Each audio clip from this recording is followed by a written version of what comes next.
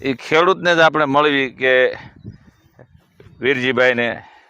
વીરજીભાઈ, હા બોલો. કેમ છે? સારું છે. હા, તો આ તમે કઈ જાત વાવી છે આ માંડવી? આ 22 નંબર વાવી છે. 22 નંબર. હા, 22 નંબરમાં એટલે આમ તમને આનો કેવો કામ માવજત આવે છે? તમને કોઈ કીધેલું કે આ બિયારણમાં આમ થાય, આ બિયારણમાંથી? ક્યાં છે આ 20 નંબર માંથી 22 નંબર બનાવી છે. હા, અને ઉતાવળી અને પાક. આ સારું એમ કે છે. હા, ઉતાવળી પાકતી જતી છે. હા. એટલે કેટલાક સમય આનો આમ પાક આવે? 4 મહિના લાગે આને. 4 મહિના લાગે. અને પિત્તમોરમાં પાણી કેવું દેવું પડે? પાણી તો આજની સુધી નથી દીધું, હવે દેવાનું છે. હા, એટલે આમને એટલે કેટલાક પાણી આમાં પાકી જતી હશે એવું? હવે આમાં વરસાદ ઉપર આધાર હવે પેલું પાણી હાલે છે. હા, પેલું પાણી. હા. એટલે અત્યારે શું આને કહેવાય, એટલે હુયા બેહવા મળી ગયા? હા, હુયા બેહવા મળી ગયા. હા, સરસ સરસ. કેટલાક વીઘાની છે આ અંદાજે? 8-9 વીઘાની છે. હા. અને બીજા અત્યારે આમ ગણવી તો બીજું પિત્તમોલમાં તમે શું વાવ્યું છે આમ? બીજામાં તો કપાસ છે 100 વીઘાનો. હા. ને રીંગણી છે. હા. બીજું તુર છે કઈક. હા, તુર છે. પછી આ ઢોરમાલ હારું. હા, નીણ ઘાસ છે, છે, જાહેર નીકળે. છે. હા, એટલે જાહેર છે. સરસ. વીરજીભાઈ, આપણે જે ઢોરમાલમાં શું રાખો છો તમે?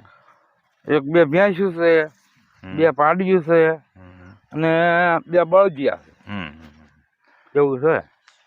સરસ. તો વીરજીભાઈ, આપણે આમ જે અત્યારે જોઈ છે તો આ પ્રમાણે જે અત્યારે તમારે આ માંડવીની જાતિ બહુ સરસ છે અને બહુ સારો પાક ભગવાન આપે. અને વરસાદે અત્યારે તમે વરસાદે બેક તો ચિંતામાં મૂક્યા એવું ઘણા ખેડૂત. વરસાદ 2 પાણી કીધું નીકળે કા વરસાદ થઈ જાય આવી ગણતરી છે. તો અત્યારે આપણે જે જોતા પૂરતો વરસાદ પડ્યો જ નથી. આપણે જે જોઈએ એવું પડામાં પાણી જ કાઢ્યું. હા, પડા બહાર પાણી નથી કાઢ્યા. હા, તો હવે આપણે તમે કેવી ભગવાન આગળ પ્રાર્થના કરો છો વરસાદ આવી જાય? પ્રાર્થના કરવી છે, ઘણી આવી જાય તો એ કામ છે વરસાદનું. હા. તો આપણે ભગવાન આગળ એવી પ્રાર્થના કરવી આપણે કે સારા વરસાદ અને સારા જે ખેડૂતના જે ઉત્પાદન છે વાવેલા બધા મળે તો એમાં મળે. એ ઉપરથી આપણે જે આ વીરજીભાઈને આપણે અહીંયા અત્યારે વાત કરી અને હવે ભગવાનને પ્રાર્થના કર્યું કે ભાઈ મેઘરાજા જેમ બને એમ ફટ આવી જાય તો આપણા જે ઊભા પાકને જે જીવનદાન મળી જાય એ આપણે બધા ખેડૂતો અને સરસ બધા આશા રાખી રહ્યા છે. એ ઉપરથી બધા હું ભગવાનને તમે પણ પ્રાર્થના કરો અને હું પણ પ્રાર્થના કરો કે ભાઈ આ જે ધરતી માથે જે આ છોડવા ઊભા છે, કારણ કે આમાં વરસાદની જરૂર તો આપણે એવું નથી કે છોડને જ પડે, આપણે પણ જરૂર પડે છે વરસાદની. જે જીવન આધારિત વરસાદ. કેટલી આમ રીંગણી વાવી હતી? હા, વિઘાટ જેવી છે. સરસ. કેવા ભાવ આવે? ભાવ અત્યારે નથી. આવા રીંગણા જે હશે તમે પેલા ઉતારી લેતા હોય, અત્યારે આજે આવા રીંગણા જે હશે તમે પણ ભાવ ના ઓલી નથી હતું. અત્યારે ભાવ એવો નથી એમ. હા, કારણ કે અત્યારે ભાવ નો ઉતરતા તો 10 મણ ઉતરતા. એટલે આ ભાવ નો એટલે ખેડૂતને આમ તો પડ્યા માથે પાટા જેવું લાગે. કારણ કે ભાવ નો એટલે ગમે એવું હોય તો શું કરવું, એટલે દવાના ઉભા ન થાય, પોતાની મહેનતના ખર્ચાનો ઉભા થાય, એટલે ખેડૂત લાચાર બને.